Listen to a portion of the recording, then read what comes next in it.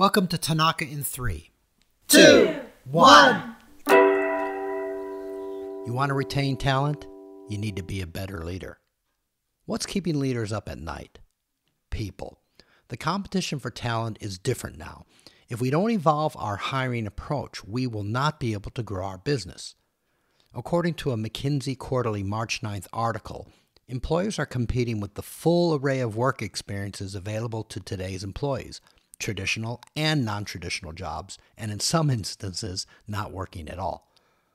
McKinsey's research gives us 3 things to consider to win the talent game. Number 1, pay to play, revise compensation and benefits. Companies will need to restructure compensation packages in ways that will attract and retain disillusioned employees. There's no one right way to do this. A lot depends on context, and some trial and error may be involved. As part of their discussions about compensation, companies should also consider which benefits would need to find the work-life balances that they say is critical for their return. Number 2, pay to win. Make your workplace sticky.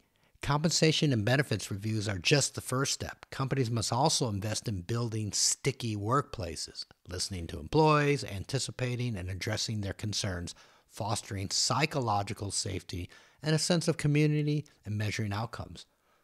Rather than conducting only exit interviews, for example, has your company implemented stay interviews, asking people in the most critical roles how they are doing and what they need to do to continue in those roles?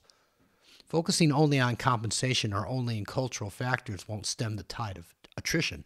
Business leaders must pay constant attention to both.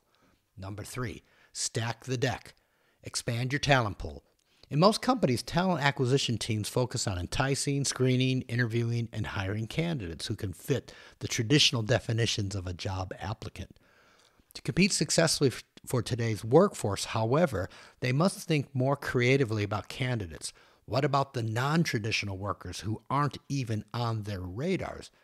Even more important, talent acquisition teams must find ways to attract latent workers, those who are not in the workforce at all and not actively seeking a traditional job at a traditional employer. Also, to reach non-traditional workers, companies must actively lower the barriers to entry and rethink requirements for certain roles. For example, do candidates really need an advanced degree to fill a critical role? Or will a certificate of specialization or an apprenticeship suffice? What do you think? Take action, make a difference. You want more? Check out www.lancetanakagroup.com.